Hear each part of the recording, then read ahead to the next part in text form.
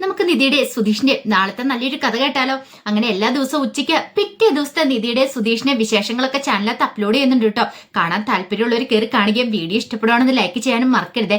അങ്ങനെ നാളത്തെ കഥയെ നമ്മൾ കാണുന്ന നിധി സുഭാഷിന് വേണ്ടിയിട്ട് മാട്രിമോണി കോളത്തിൽ ഒരു ഐഡിയ ഒക്കെ ക്രിയേറ്റ് ചെയ്തിട്ടുണ്ടായിരുന്നു. അപ്പൊ അതിന് ഒരു റിക്വസ്റ്റ് ഒക്കെ വന്നു. നിധിക്ക് ഭയങ്കര സന്തോഷമായിരുന്നു. നിധി പിന്നീട് അത് സുധീഷിനോടും ഹരീഷിനോടും ഒക്കെ പറയുന്നുണ്ട്. അവർക്കും നല്ലൊരു കാര്യമായിട്ട് തോന്നി. കാരണം എത്രയും പെട്ടെന്ന് സുഭാഷേന്റെ കല്യാണം നടക്കണം, അതാണ് നിധിയുടെ ആഗ്രഹം. പാവ സുഭാഷേണ്ട അനുജന്മാർക്ക് വേണ്ടിയിട്ട് ഈ വീട്ടിൽ കിടന്ന് ഇങ്ങനെ കഷ്ടപ്പെടാൻ പാടില്ല. എത്ര നാളെന്ന് വെച്ചാൽ പാവം ഇങ്ങനെ കഷ്ടപ്പെടുന്നേ, അതിനും വേണ്ട ഒരു ജീവിതമൊക്കെ. അതൊക്കെ കേട്ടിഞ്ഞപ്പോ നികേഷ് പറഞ്ഞു, ഏടത്തിയമ്മ വന്നതിന് ശേഷമാ ഇത്ര കാര്യമായിട്ട് ഇതൊക്കെ പറയണത്. അല്ലെങ്കിൽ സുഭാഷേന് വേണ്ടി ഒരു ആലോചന വരും, ഞങ്ങളൊക്കെ പോയി കാണും, പിന്നെ അത് മുടങ്ങും, അങ്ങനെയൊക്കെ ആയിരുന്നു പറഞ്ഞു. പിന്നീട് നിധിയെ സാന്ദ്ര വിളിക്കുന്നുണ്ടായിരുന്നു. സാന്ദ്ര വിളിച്ചിട്ട് സാന്ദ്രയോട് നിധി കാര്യങ്ങളൊക്കെ പറയുന്നുണ്ട്. അരുൺ ചെയ്ത ക്രൂരതയൊക്കെ. നിധിക്ക് നല്ല ദേഷ്യമായിരുന്നു. സാന്ദ്രയോട് വായി വന്ന എല്ലാം പറഞ്ഞു. സഹിക്കാൻ പറ്റുന്നതിലും അപ്പുറമല്ലേ അരുൺ ചെയ്ത് കൂട്ടി വെച്ചത്. കാരണം എങ്ങനെയെങ്കിലും ആ സർട്ടിഫിക്കറ്റ് ഒന്ന് വാങ്ങി താൻ എവിടെയെങ്കിലും ജോലിക്ക് കയറട്ടെ എന്ന് വിചാരിക്കുകയല്ല ചെയ്തേ. അവിടെയും തന്നെ ദ്രോഹിക്കാൻ വന്നു. അത് സഹിക്കാൻ പറ്റുമോ നിധിക്ക്? എത്രയൊക്കെയെന്ന് വെച്ചാൽ സഹിക്കുന്നേ. ആ വീട്ടിൽ നിന്ന് ഇറങ്ങി തന്റെ സർട്ടിഫിക്കറ്റും കീറിക്കളഞ്ഞു. വീണ്ടും പിന്നാലെ വന്ന് ശല്യം ചെയ്തിട്ടുണ്ടെങ്കിലോ?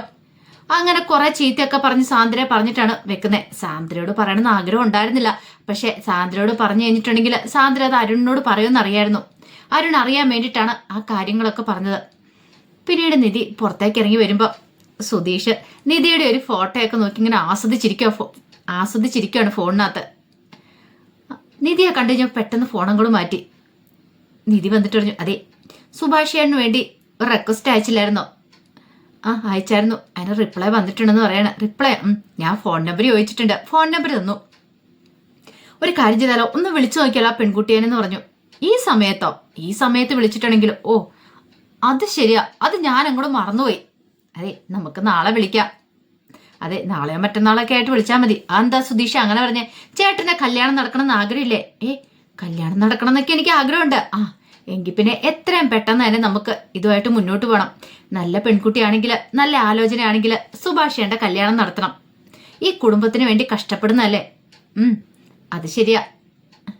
പിന്നീട് സുധീഷ് ചോദിച്ചു, അല്ല ഞാനേ മുമ്പേ ചോദിക്കാൻ മറന്നുപോയി, കോളേജിൽ പോയിട്ട് എന്തായി കാര്യങ്ങളൊക്കെ, സർട്ടിഫിക്കറ്റിന്റെ കാര്യങ്ങളൊക്കെ? അത് പറയാതിരിക്കുന്ന ഭേദം. പ്രിൻസിപ്പാൾ ഒരു ലോങ് ലീവ് പോയിരിക്കുക.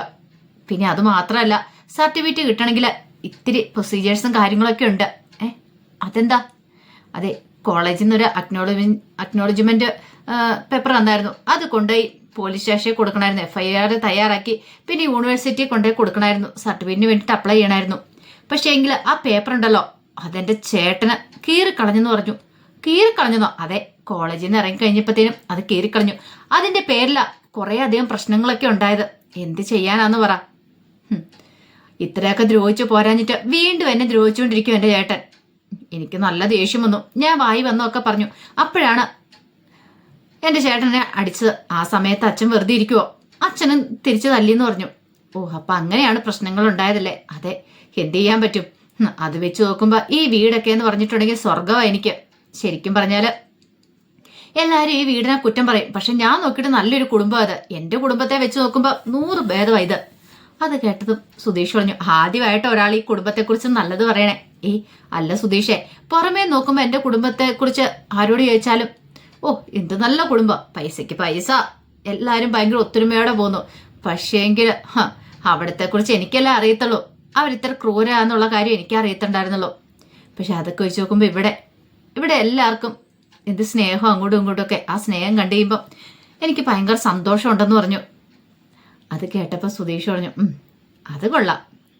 അപ്പോഴേക്കും നിധി പറഞ്ഞു, അല്ല അവിടുത്തെ കാര്യം അറിയാലോ, അവിടെ എന്നെ ആണെങ്കിൽ പിടിച്ചു കെട്ടിയിട്ട പോലെയാ. പക്ഷെ ഒരു സ്വാതന്ത്ര്യം എന്തെന്ന് അനുഭവിക്കുന്നത് ഞാൻ ഇവിടെ വന്നതിന് ശേഷമാണ്. അപ്പോഴേക്കും സുധീഷ് പറഞ്ഞു, ഈ വീട് ഇഷ്ടപ്പെട്ടോന്നോ? എനിക്ക് ഒത്തിരി അധികം ഇഷ്ടപ്പെട്ടു ഈ വീടും ഈ വീട്ടിലുള്ളവരെ എല്ലാവരും ഇഷ്ടപ്പെട്ടെന്ന് പറഞ്ഞു. എല്ലാവരും ഇഷ്ടപ്പെട്ടോ? എല്ലാവരും ഇഷ്ടപ്പെട്ടു. പിന്നെ ഒരാളാ ഈ വീട്ടിലെ പ്രശ്നക്കാരൻ എന്ന് പറഞ്ഞു. പ്രശ്നക്കാരൻ ഒരാളോ? അതാരാ? എന്റെ അച്ഛനായിരിക്കും. പണ്ട് തൊട്ട് അച്ഛൻ ഇങ്ങനെയാന്നേ, ആര് പറഞ്ഞാലും അനുസരിക്കില്ല. ഞാനും സുഭാഷേണൊക്കെ എത്ര പറഞ്ഞെന്നറിയോ അച്ഛൻ ഈ സ്വഭാവം ഒന്ന് മാറ്റാനായിട്ട്. പക്ഷെ അച്ഛൻ കേൾക്കണ്ടേ? മാറ്റണില്ല. അത് കേട്ടപ്പോ നിധി പറഞ്ഞു, അതെ അച്ഛനല്ല പ്രശ്നം, പിന്നെയോ ഇയാളാ പ്രശ്നം. ഞാനാ? അതെ എന്നും പറഞ്ഞ് നിധി അങ്ങോട്ട് കയറിപ്പോയി. അല്ലേലും എനിക്കിത് തന്നെ വേണം. വടി കൊടുത്ത് അടി മേടിച്ചെന്ന് പറഞ്ഞാലേ എല്ലാം ഒപ്പിച്ച് വെച്ചിട്ട് അവസാനം എനിക്കിട്ട് തന്നെ അവള് പണിതിട്ട് പോയല്ലോ എന്നും പറഞ്ഞ് സുധീഷ് ഇങ്ങനെ വിഷമിച്ച് നിൽക്കുകയാണ്. അങ്ങനെ പിറ്റേ ദിവസം ആയി കഴിഞ്ഞപ്പം സുധീഷ് രാവിലെ തന്നെ എഴുന്നേറ്റു. രാവിലെ എഴുന്നേറ്റ് ഭഗവാന്റെ മുന്നിൽ വന്ന് വിളക്കൊക്കെ കൊളുത്തി ഭയങ്കര പ്രാർത്ഥനയാണ്. അത് ഒച്ചത്തില്. അത് കണ്ടോണ്ടാണ് ഹരീഷും നികേഷും വരുന്നത്. ഹരീഷ് ചോദിച്ചു, ഇവനിത് എന്ത് പറ്റിയടാ? നികേഷ് പറഞ്ഞു, എനിക്കും മനസ്സിലാവുന്നില്ല. ഇതൊന്നും അങ്ങനെ പരിചയമുള്ള കാര്യങ്ങളല്ലോ, എന്തോ കാര്യമായിട്ട് സംഭവിച്ചിട്ടുണ്ടല്ലോ ഇന്നലെ രാത്രിയില്. അതെ അതെ, എനിക്കതാ മനസ്സിലാകത്തെ. പിന്നീട് ഇങ്ങനെ ഭയങ്കര ഭക്തിസാന്ദ്രമായിട്ട് എന്ന് പ്രാർത്ഥിക്കുകയാണ്. പ്രാർത്ഥനയെല്ലാം കഴിഞ്ഞ് കുറച്ച് ചന്ദനമൊക്കെ എടുത്ത് നെറ്റിയെ തൂത്തു. അപ്പോഴേക്കും നിധി അങ്ങോട്ടേക്ക് ഇറങ്ങി വന്നു. ഓ, അപ്പൊ ഇതാണ് കാര്യം. ഏട്ടത്തിയമ്മയെ ഇവിടെ വരുത്തുക, ഏട്ടത്തിയമ്മ ഇത് കാണുക, നല്ല സർട്ടിഫിക്കറ്റ് മേടിക്കാനുള്ള തന്ത്രപ്പാടില്ല ഹരീഷേട്ട എന്നൊക്കെ നികേഷ് പറഞ്ഞു. നിധി വന്നു കഴിഞ്ഞപ്പോഴത്തേനും ഒന്നും അറിയത്തില്ലാത്ത മട്ടില് സുധീഷ് പറഞ്ഞു, ആ നിധി വന്നോ, വാ വന്ന് ഭഗവാന്റെ മുന്നിൽ നിന്ന് പ്രാർത്ഥിക്കാൻ പറഞ്ഞു. ഇതേ ചന്ദ്രമൊക്കെ എടുത്തു തൊടാൻ പറയണം. അങ്ങനെ ചന്ദ്രമൊക്കെ നിധി എടുത്തു തൊട്ടു. പിന്നീട് ഹരീഷിനോട് നികേഷിനോട് പറഞ്ഞു, നിങ്ങൾ എന്താ അവിടെ മാറി നിൽക്കുന്നത്, വാ വന്ന് പ്രാർത്ഥിച്ച് ചന്ദനമൊക്കെ എടുത്ത് തൊടാൻ പറഞ്ഞു.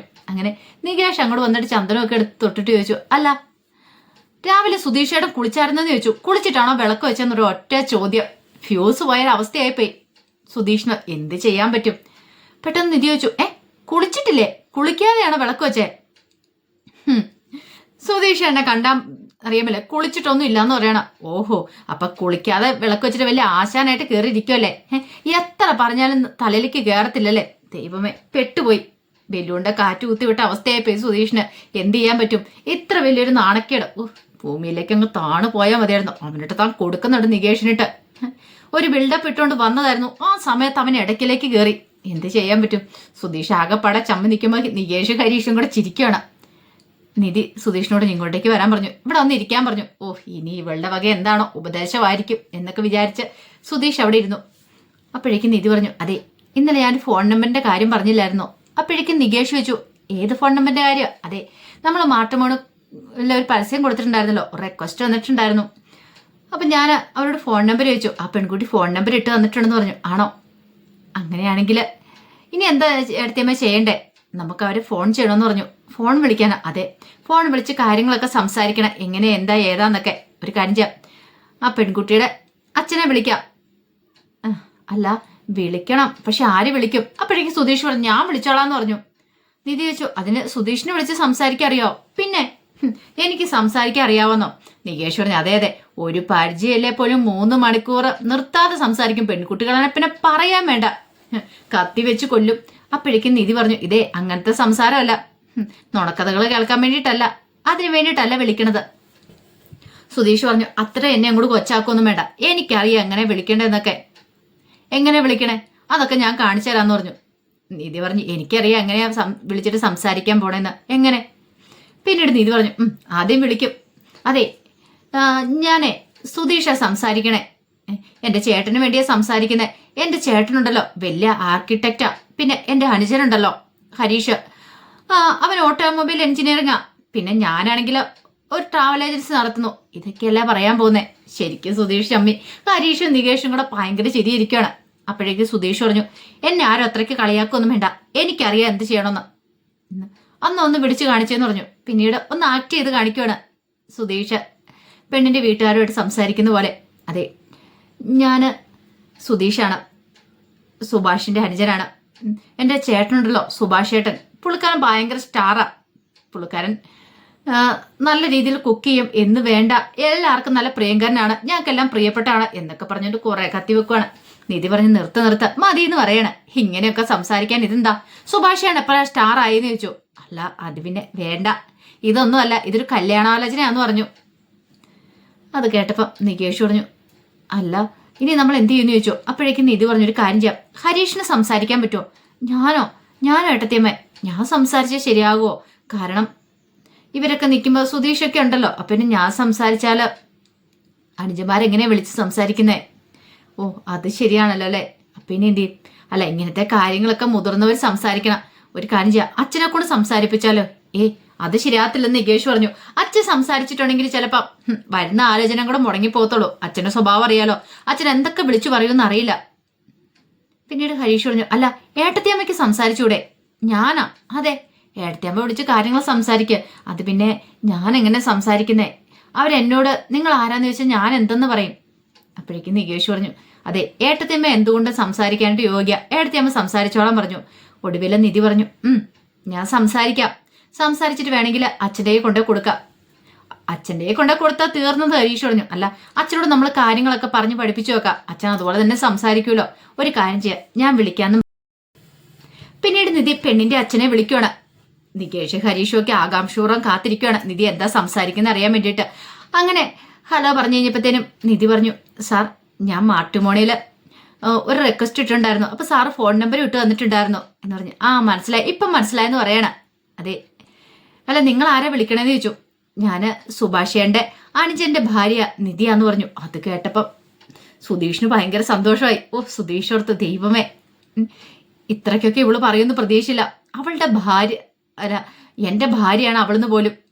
നികേഷിനെ ഹരീഷിനും ഒക്കെ നോക്കി എങ്ങനെയുണ്ടാ ഇപ്പം എങ്ങനെയൊക്കെ പറഞ്ഞുകൊണ്ട് നല്ല ഇങ്ങനെ ഭയങ്കര സന്തോഷത്തോടെ ഇരിക്കുകയാണ് സുധീഷിന്റെ സന്തോഷം കൊണ്ടൊന്ന് തുള്ളിച്ചാടാൻ തോന്നി. സുധീഷ് ഇത്രയ്ക്ക് പ്രതീക്ഷിച്ചില്ല നിധി ഇങ്ങനെ പറയുമെന്ന്. ഓ അവളിങ്ങനെയൊന്ന് പറഞ്ഞല്ലോ. പിന്നീട് നിധി പറഞ്ഞു, സാർ ഞാനിപ്പോൾ വിളിച്ചത് അതിനെക്കുറിച്ച് അറിയാൻ വേണ്ടിയിട്ടായിരുന്നു. അപ്പോഴേക്കും അവർ പറഞ്ഞു, ഞങ്ങൾക്ക് എന്തായാലും ചെക്കൻ്റെ ഫോട്ടോ കണ്ട് ഇഷ്ടപ്പെട്ടു. ഇനിയിപ്പം നിങ്ങൾക്ക് എപ്പോഴാ സമയം എന്ന് വെച്ചാൽ ഒരു നല്ല സമയം നോക്കി നിങ്ങളൊരു കാര്യം ചെയ്യുക, ഇങ്ങോട്ടേക്ക് വന്ന് പെണ്ണിനെ കാണാൻ, പിന്നീടുള്ള കാര്യങ്ങൾ പിന്നീട് തീരുമാനിക്കാമെന്ന് പറഞ്ഞു. അത് കേട്ടപ്പോൾ നിധി പറഞ്ഞു, അതെ അതൊക്കെ അച്ഛൻ സംസാരിക്കും, ഇപ്പം ഞാനൊന്ന് വിളിച്ച് ചോദിച്ചെന്നുള്ള കാര്യങ്ങൾ അച്ഛനെ കൊണ്ട് വിളിപ്പിക്കാമെന്ന് പറഞ്ഞിട്ട് നിധി കോള് കട്ട് ചെയ്തേ. അങ്ങനെ ആ കാര്യം സോൾവായി. ഇനിയിപ്പോൾ ഭാസ്കരൻ വിളിച്ച് കാര്യങ്ങളൊക്കെ പറയണമല്ലോ. അങ്ങനെ അവർ കൂടി ആലോചിക്കുന്ന സമയത്ത് സുഭാഷ് അങ്ങോട്ട് വന്നു. സുഭാഷ് ചോദിച്ചു, എന്താ എല്ലാവരും കൂടെ കൂടി ഒരു ആലോചന? ഒന്നുമില്ലാന്ന് നിധി പറഞ്ഞു. എന്തോ ഒരു കള്ളത്തിലുണ്ടല്ലോ, ഞാൻ വന്നപ്പോ എന്താ നിങ്ങൾ നിർത്തിയത്? ഒന്നുമില്ല സുഭാഷ് ഏട്ടാന്ന് ഹരീഷ് പറഞ്ഞു. സുഭാഷ് അകത്തേക്ക് അങ്ങോട്ട് കയറിപ്പോയി. രക്ഷപ്പെട്ടു. അപ്പൊ സുഭാഷ് അറിയാതാണ് ഇവർ ഈ മാട്രിമോണിയിൽ ആലോചനയൊക്കെ നടത്തിക്കൊണ്ടിരിക്കണേ. എല്ലാം സെറ്റ് ചെയ്തിട്ട് സുഭാഷിനോട് പറഞ്ഞാൽ മതി എന്നൊരു ചിന്തയായിരുന്നു. പിന്നീട് നികേഷ് ചോദിച്ചു, അല്ല അച്ഛനെ കൊണ്ട് വിളിപ്പിക്കുന്നല്ല പറഞ്ഞേ, അതിന് അച്ഛൻ വിളിച്ചാൽ ഇത് സെറ്റ് ആവാൻ തോന്നുന്നുണ്ടോ? ഒരു കാരണവശാലും സെറ്റ് ആകത്തില്ല. അപ്പോഴേക്കും നിധി പറഞ്ഞു, ഇങ്ങനെ പറയില്ലേ, നെഗറ്റീവ് അടിക്കില്ലേ, നമുക്ക് സംസാരിക്കാം. ഹരീഷ് പറഞ്ഞു, അത് വേണ്ട, അത് ശരിയാവത്തില്ല എടുത്തിയമ്മയെന്ന് പറഞ്ഞു. അപ്പോഴേക്കും ഒരു കവറൊക്കെ എടുത്തോണ്ട് സുഭാഷ് അങ്ങോട്ട് വന്നു. സുഭാഷ് വന്നിട്ട് ചോദിച്ചു, എന്താ നിങ്ങൾ വീണ്ടും സംസാരം നിർത്തിയല്ലോ എന്നെ കണ്ടു കഴിഞ്ഞപ്പോൾ? ഒന്നുമില്ലെന്നേ, അതെ ഞാൻ കട വരുന്ന് പോയിട്ട് വരട്ടെ എന്ന് പറഞ്ഞു. അങ്ങനെ സുഭാഷ് കടയിലേക്ക് അങ്ങോട്ട് ഇറങ്ങി പോകുമ്പോഴാണ് ഭാസ്കരൻ വരുന്നത്. ഭാസ്കരൻ ചോദിച്ചു, അല്ല നീ ഇതെങ്ങോട്ടാ? ഞാൻ കടയിലേക്ക് പോവാ, അച്ഛന് ചായ വല്ലതും വേണോ? വേണ്ട വേണ്ട, ഞാൻ പുറത്തുനിന്ന് ചായ കുടിച്ചായിരുന്നു പറഞ്ഞു. അങ്ങനെ ഭാസ്കരൻ അങ്ങോട്ട് കയറി വന്നു. ഈ സമയത്ത് നിധി ഭാസ്കരന്റെ അടുത്തേക്ക് ഇന്ന് ഭാസ്കരനോട് കാര്യങ്ങൾ പറയണം. അതെ സുഭാഷേട്ടന് വേണ്ടിയിട്ട് ഞങ്ങളൊരു പെണ്ണ് കണ്ടെന്ന് പറഞ്ഞു. കണ്ടോ, ഇഷ്ടം പോലെ പെണ്ണ് കാണുന്നല്ലേ, ഇതിനു മുമ്പ് പോയി കണ്ടായിരുന്നല്ലോ. അതല്ല പിന്നെയോ, കുറച്ച് സംസാരിക്കാനുണ്ടെന്ന് പറഞ്ഞു. സംസാരിക്കാനോ? അപ്പൊ നിങ്ങളൊന്നും സംസാരിച്ചില്ലേ? അല്ല എപ്പോഴാ ചെല്ലുന്നേ, അങ്ങനെ എന്താന്നൊക്കെ സംസാരിക്കണമെന്ന് പറഞ്ഞു. ഇത് കേട്ടപ്പോ ഭാസ്കരൻ പറഞ്ഞു, അല്ല അതും കൂടെ അങ്ങ് സംസാരിച്ചേക്കാൻ മേലായിരുന്നോ, പിന്നെ അതായിട്ട് എന്തിനാ മാറ്റി വെച്ചെന്ന് ചോദിച്ചു. അപ്പോഴേക്കും നിധി പറഞ്ഞു, അതല്ല വീട്ടിലെ മുതിർന്ന ആൾക്കാർ വേണ്ടേ അതൊക്കെ സംസാരിക്കാനായിട്ട്, അപ്പൊ അതുകൊണ്ട് അച്ഛൻ അവരെ ഒന്ന് വിളിക്കണമെന്ന് പറഞ്ഞു. ഞാൻ വിളിക്കാനോ? ഞാനെന്തിനാ വിളിക്കണേ?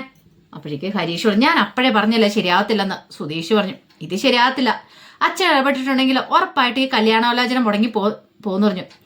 നിധി പറഞ്ഞു, ഒന്നും മിണ്ടാതിരിക്കാവോ എൻ്റെ സുധീഷെ, ഞാനൊന്ന് സംസാരിച്ചോട്ടെ.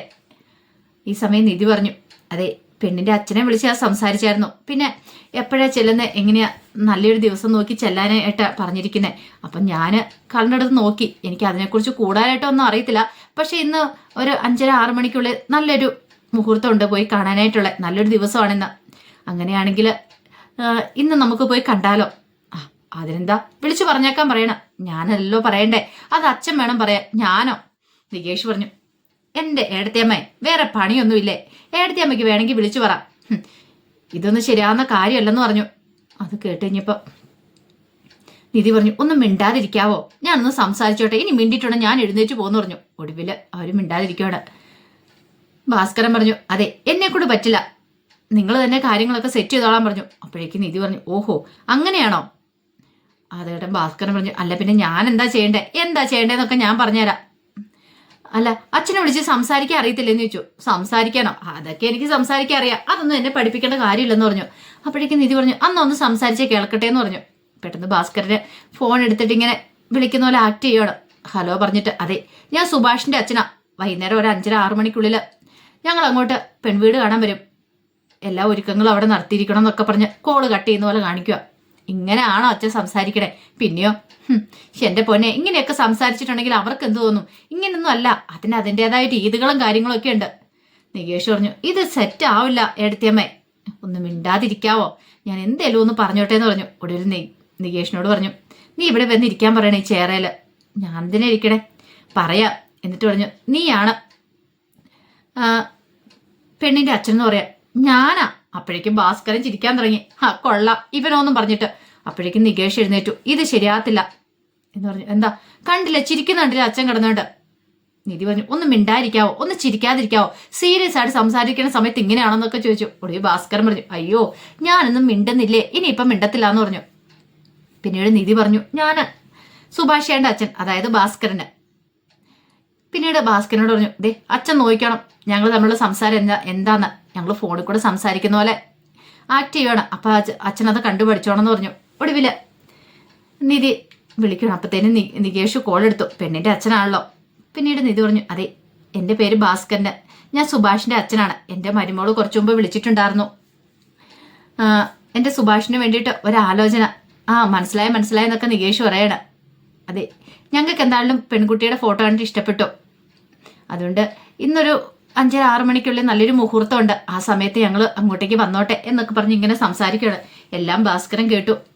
അങ്ങനെ സംസാരിച്ച് കോള് കട്ട് ചെയ്ത് കഴിഞ്ഞപ്പോഴത്തേനും ഹരീഷ് പറഞ്ഞു, സൂപ്പർ ആയിട്ടുണ്ട്, ഇനി ഇതുപോലെ സംസാരിച്ചാൽ മതി എന്നൊക്കെ പറഞ്ഞു. ഒടുവിൽ ഭാസ്കരൻ പറഞ്ഞു, ഇത്രേ ഉള്ളോ, ഇതൊക്കെ ഈസിയാ, ഞാൻ സംസാരിക്കാന്ന് പറഞ്ഞു. അങ്ങനെ ഒടുവിൽ ഭാസ്കരൻ പെണ്ണിന്റെ അച്ഛനെ വിളിക്കണം. എല്ലാവരും ടെൻഷൻ അടിച്ച് ആകാംക്ഷപൂർവ്വം കാത്തിരിക്കുക, ഭാസ്കരൻ എന്താ പറയണെന്ന് അറിയത്തില്ലോ. പക്ഷെ ഭാസ്കരൻ ആള് പൊളിയല്ലേ. ഭാസ്കരൻ വിളിച്ചിട്ട് കാര്യങ്ങളൊക്കെ സംസാരിക്കണം. ഞാൻ സുഭാഷിന്റെ അച്ഛനാണ്, അപ്പം പെൺകുട്ടിയെക്കുറിച്ചൊക്കെ ഞങ്ങൾ അറിഞ്ഞിട്ടുണ്ടായിരുന്നു, എൻ്റെ മരുമോള് പറഞ്ഞിട്ടുണ്ടായിരുന്നു. അപ്പം ഇന്നൊരു നല്ല ദിവസമാണ്, ഇന്ന് വൈകുന്നേരം വരട്ടെ, പിന്നെ വീടിൻ്റെ അഡ്രസ്സും കാര്യങ്ങളൊക്കെ ഒരു കാര്യം ചെയ്യാം, എൻ്റെ മരുമോളുടെ ഫോണിലേക്ക് ആ ലൊക്കേഷനൊക്കെ ഒന്ന് ഇട്ട് കൊടുത്തേക്കാനൊക്കെ പറഞ്ഞു. എല്ലാവരും ഉദ്ദേശിച്ചേക്കാളും നല്ല അടിപൊളിയായിട്ടാണ് ഭാസ്കരൻ സംസാരിക്കുന്നത്, നല്ല ഡീസൻ്റ് ആയിട്ട്. സംസാരം എല്ലാം കഴിഞ്ഞ് കഴിഞ്ഞപ്പോഴത്തേനും നിധിയൊക്കെ കൈയടിക്കുവാണ്, അത്ര അടിപൊളിയായിട്ടാണ് സംസാരിച്ചേ. നിധി പറഞ്ഞു, എങ്ങനെയുണ്ട് ഇപ്പം എന്ന് ചോദിച്ചു. നികേഷ് പറഞ്ഞു, കൊള്ളാം, പൊളിയായിട്ടുണ്ട്. സുധീഷ് പറഞ്ഞു, സമ്മതിക്കണം, എൻ്റെ അച്ഛനല്ലേ, ഇത്രയ്ക്കൊന്നും ഞാൻ പ്രതീക്ഷിച്ചില്ല എന്ന് പറഞ്ഞു. ഭാസ്കരൻ പറഞ്ഞു, എന്നോടാ കളി എന്നൊക്കെ പറഞ്ഞു. അങ്ങനെ എല്ലാവരും ഭയങ്കര സന്തോഷത്തിലാണ്. അപ്പോഴേക്കും സുധീഷ് പറഞ്ഞു, ഇനി വൈകുന്നേരം പെണ്ണുവീട് കാണാൻ പോണല്ലോ, ഏത് ഡ്രസ്സ് ഇടണം എന്നൊക്കെയുള്ള കൺഫ്യൂഷനായിരുന്നു. അങ്ങനെ എല്ലാവരും കൂടെ സന്തോഷിക്കുക. അതിൻ്റെ വിശേഷങ്ങളൊക്കെയാണ് നമ്മൾ കാണുന്നത്. ഇതിൻ്റെ ബാക്കി വിശേഷങ്ങളുമായിട്ട് നാളെ വരാട്ടോ. ഇനിയിപ്പോൾ നമ്മൾ നെക്സ്റ്റ് വീക്കും പ്രമോയും കാര്യങ്ങളൊക്കെ ഉണ്ട്. അപ്പോൾ എല്ലാ ദിവസവും ഉച്ചയ്ക്കാട്ടോ നിധിയുടെ സുധീഷിൻ്റെ വിശേഷങ്ങൾ പിറ്റേ ദിവസം ഇടുന്നേ. അപ്പോൾ എല്ലാവരും മറക്കാതെ കയറി കാണാൻ ശ്രമിക്കണം കേട്ടോ. ഒരിക്കൽ കൂടി എല്ലാവർക്കും ശുഭദിനം നേർന്നുകൊണ്ട് നിർത്തുന്നു. നന്ദി.